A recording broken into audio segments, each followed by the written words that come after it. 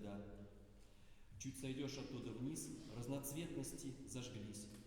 Смотрит чей-то светлый глаз, лунный камень и алмаз. Там опал снежит, а тут расцветает изумруд. И услышишь в замках тех флейты, лютни, нежный смех. И увидишь чьих-то ног там хрустальный башмачок, льды, колонны, свет, снега, нежность, снежность, жемчуга. Тонкий, узкий, длинный ход в этот светлый мир ведет. Но, чтобы знать туда пути, нужно бережно идти. 4 главных героя сегодняшней программы – это Константин Бальмонт, чьи стихи вы только что слышали, Николай Черепнин, Николай Мэтнер и Сергей Прокофьев. Есть еще и другие герои второго плана. Это композиторы Владимир Бютцев, Николай Голованов, а также в самом конце нашей программы будет небольшая, недолгая встреча с поэзией Александра Пушкина. Программа состоит как бы из 3 слоев, из 3 объединяющих идей, которые переплетены друг с другом. Первое – это вокализы, сочинения для голоса и фортепиано без словесного текста. Это музыка Николая Мэтнера и Сергея Прокофьева. Второй слой – это положенные на музыку стихотворения Константина Бальмонта из его поэтического сборника «Фейные сказки», изданного в 1905 году. И, наконец, третий слой, третья идея – это фортепианные пьесы Мэтнера, Николая Черепнина и Прокофьева, так или иначе связанные со сказочной и фантастической тематикой. Все эти 3 слоя, словно 3 ниточки, 3 шелковинки переплетены друг с другом, и они станут нашими путеводными нитями, чтобы мы с их помощью прошли через тот самый тонкий, узкий и длинный ход, ведущий в светлый мир волшебной сказки. Итак, мы начинаем бережно идти.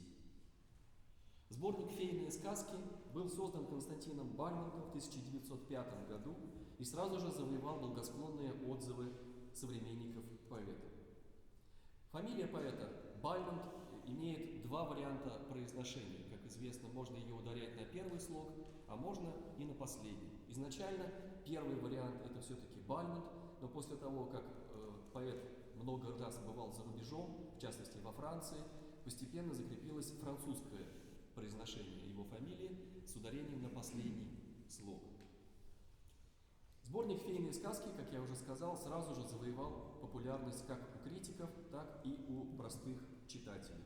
Чистая, изящная, словно светящаяся изнутри поэзия сборника, посвященного его дочери Нине Константиновне Бальмонт, сразу же начала привлекать внимание множества композиторов, которые чувствовали внутреннюю музыкальность этих стихов. Одним из композиторов этих был Владимир Евгеньевич Бютцев, сын дипломата Евгения Бютцева, известного в Санкт-Петербурге человека. Владимир Бютцев был пианистом и композитором, закончившим Санкт-Петербургскую консерваторию, в 20-х годах покинувшим территорию России, прожившим довольно долгую жизнь и умершим на территории Соединенных Штатов Америки в 1959 году. Его немногочисленные сочинения на данный момент практически неизвестны и не исполняются, но сохранились благожелательные отзывы его современников, таких известных, как, скажем, Сергей Сергеевич Прокофьев. Сейчас вы услышите 2 стихотворения Константина Бальмонта, положенные на музыку Владимиром Бютцевым.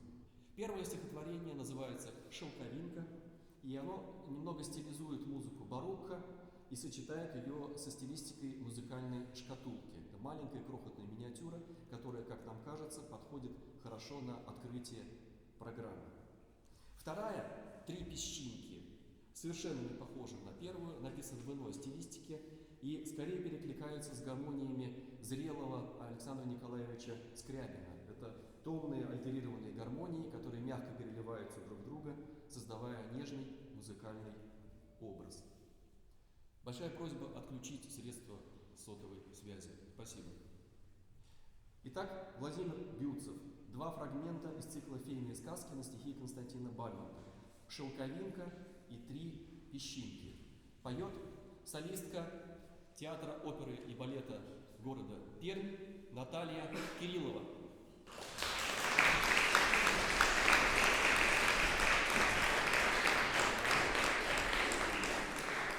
У рояля профессор Нижегородской консерватории, Нижегородской государственной консерватории имени Михаила Ивановича Глинки Руслан Разгуляев.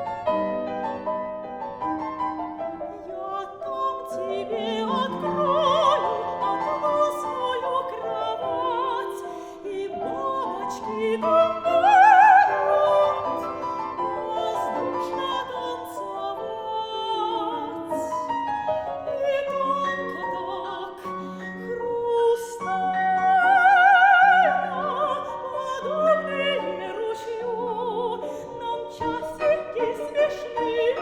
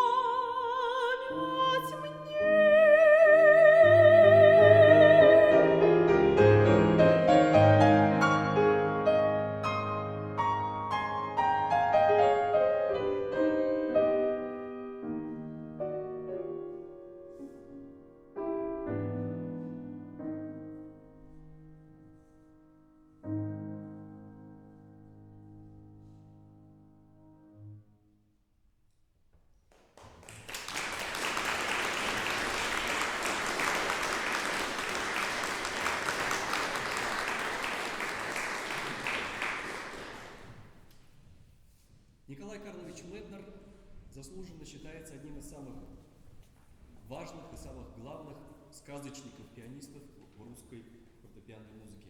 Всего им создано около 40 сочинений, заглавленные таким способом – сказка. Русская сказка – это одно из первых сочинений, написанных Николаем Карловичем Меднером в эмиграции. Интересное посвящение этого небольшого опуса, всего опуса 42, в который входят 3 сочинения под названием «Сказка». Этот опус посвящен Анне Ивановне Трояновской. Эта женщина сыграла большую роль в судьбе супружеской четы Меднеров. Дело в том, что в смутные времена, во времена революционные, семья Меднеров, небольшая семья, состоявшая всего лишь из 2 человек, Николая Карловича и Анны Михайловны Меднер, была выселена из своей квартиры в центре Москвы и практически осталась без места для проживания, места для существования. Неизвестно, что бы стало с ними двоими, но, к счастью, им помогли друзья. Анна Ивановна Трояновская предложила провести одну зиму, которую Меднерам некуда было деваться, на ее даче. Дача недалеко от того места, где сейчас расположен город Обнинск. Дача называлась Бугры. Дача Бугры. Этот дом сохранился и ныне, он стоит в сосновом лесу, весьма живописно. Но, к сожалению, попасть в него невозможно, поскольку случилось так, что этот дом сейчас является частной собственностью и принадлежит семье Михалковых-Кончаловских, обнесен большим забором, и что происходит в нем внутри, к сожалению, неизвестно. Тем не менее, этот дом вошел в историю именно благодаря творчеству Николая Карловича Меднера. Долгой зимой семья Меднеров сама топила печь в этом доме. Николай Карлович сидел за роялем в валенках и сочинял забытые мотивы, сочинения 38, 39 и 40. Потом же, уже в 1921 году, когда Меднеры покинули пределы Российской Федерации, а точнее СССР уже на то время, Меднер долго вспоминал с благодарностью те долгие вечера, проведенные на даче Бугры, и в знак признательности сочинил эту русскую сказку по мотивам русского фольклора и посвятил ее Анне Ивановне Трояновской, так заботливо приютившей их супружескую чету. Итак, Николай Карлович Меднер, «Русская сказка», сочинение 42, номер 1.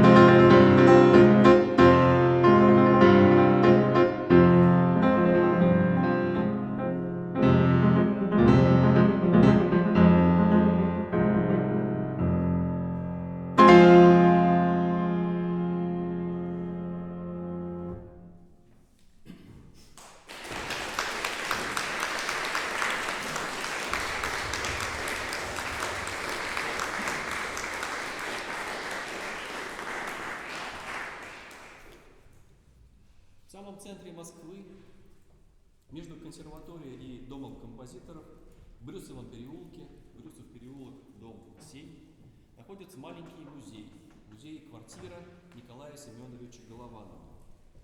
Николай Голованов известен нам в первую очередь как дирижер, один из самых знаменитых советских дирижеров. Однако же он был еще и хорошим пианистом, он выступал неоднократно как аккомпаниатор в течение примерно 30 лет своей жизни. И со многими советскими певцами, включая свою супругу, знаменитую певицу Нежданову. А также Николай Семенович Голованов был и композитором. Он автор таких крупных сочинений, как опера-кантата «Принцесса Юрата», других симфонических сочинений. И более 200 романсов написал Николай Семенович Голованов. К сожалению, только в 21 веке его композиторское наследие стало постепенно осваиваться в силу многих причин. Возможно, не последней из этих причин стала любовь к духовному искусству, к церковным песнопениям Николая Семеновича Голованова, которых писал в большом количестве, и с ними на протяжении советского периода нашей истории было совсем грустно.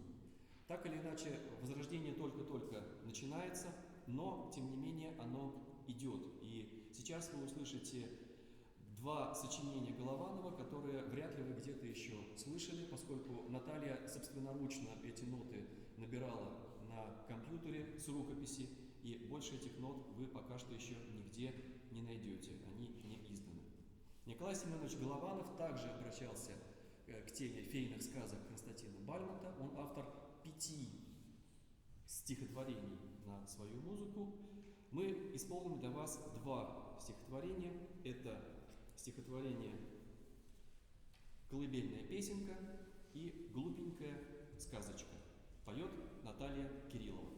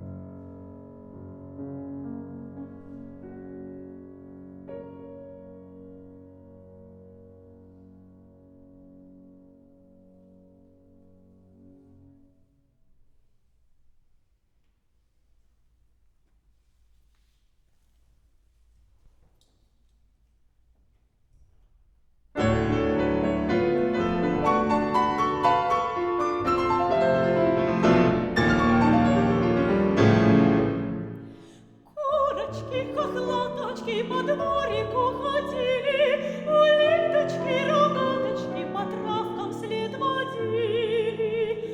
Курочки, хохлаточки по дворику ходили, улиточки, рогаточки по травкам след водили.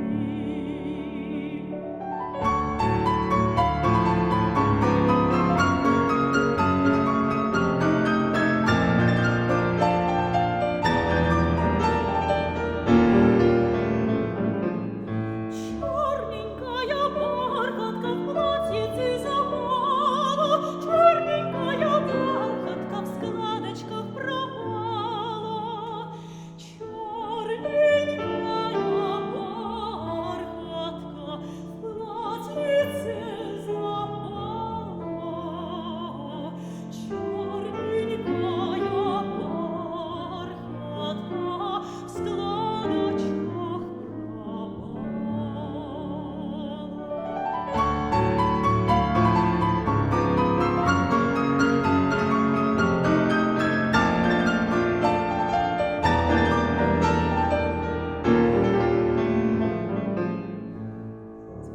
Цветочка закрыла усталые глазки, дышит и не слышит глубенькой сказки.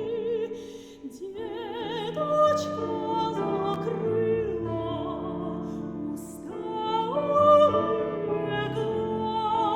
глазки, дышит и не слышит глубенькой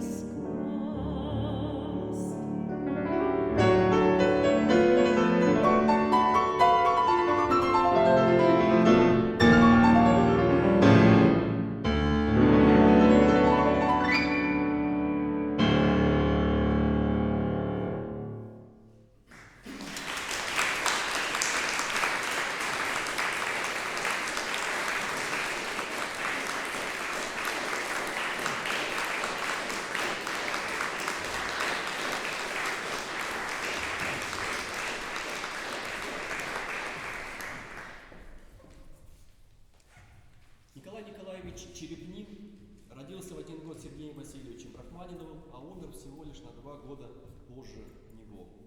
Ученик Римского-Корсакова, композитор, блестящий дирижер. Кстати, по дирижированию у Черепнина учился Сергей Прокофьев.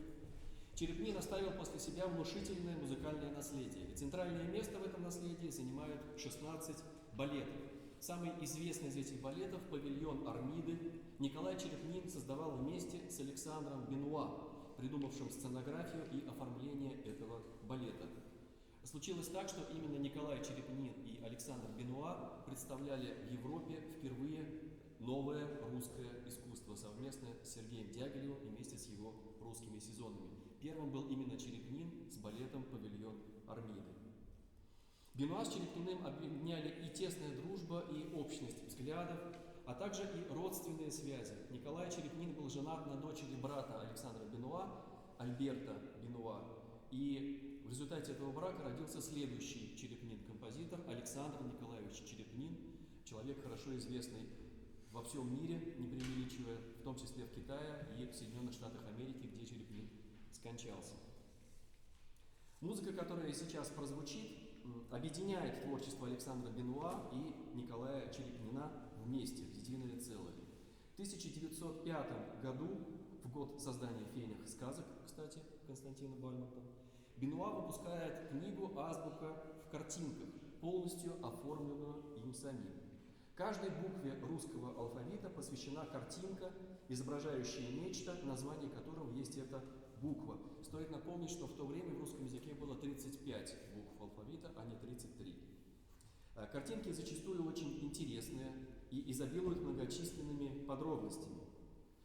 После выпуска книг в свет этой книги Черепнин выбирает 14 наиболее полюбившихся ему картинок из 35 и создает цикл музыкальных пьес, 14 эскизов по азбуке в картинках Александра Бенуа.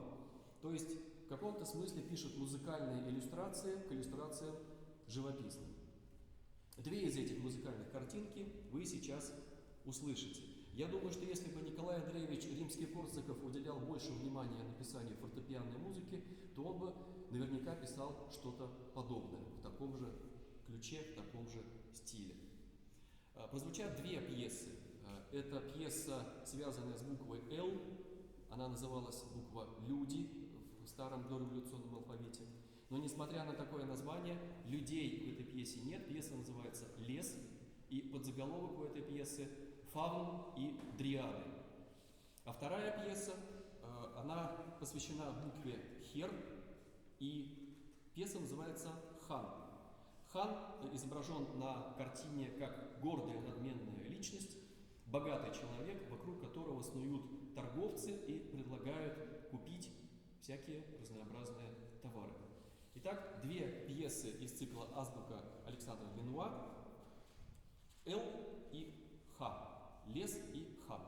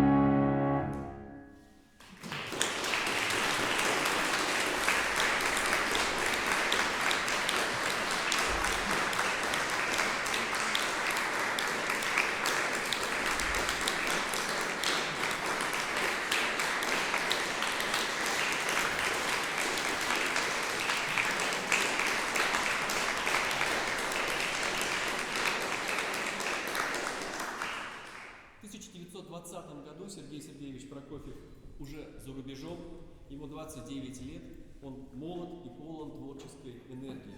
Цикл «5 мелодий», написанный им в этом году, 1920, посвящен певице Нине Кошец, которая тоже эмигрировала и закончила свои дни в Соединенных Штатах Америки.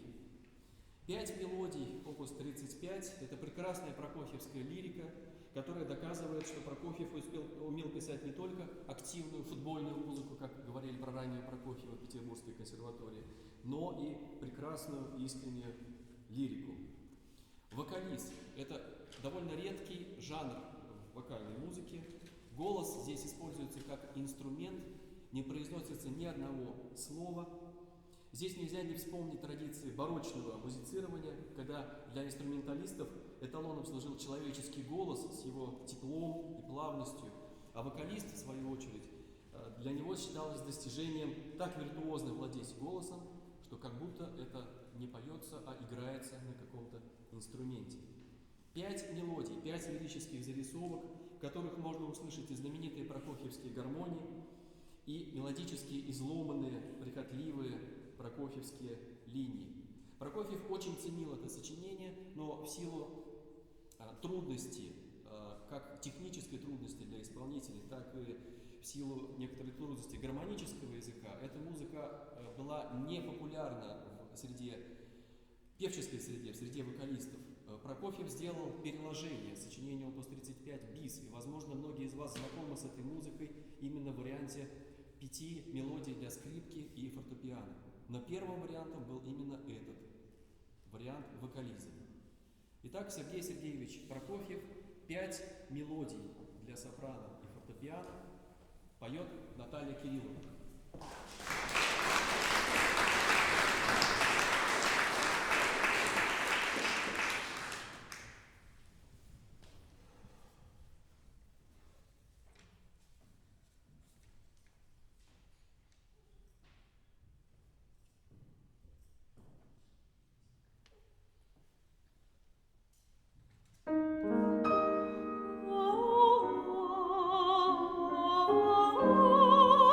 Oh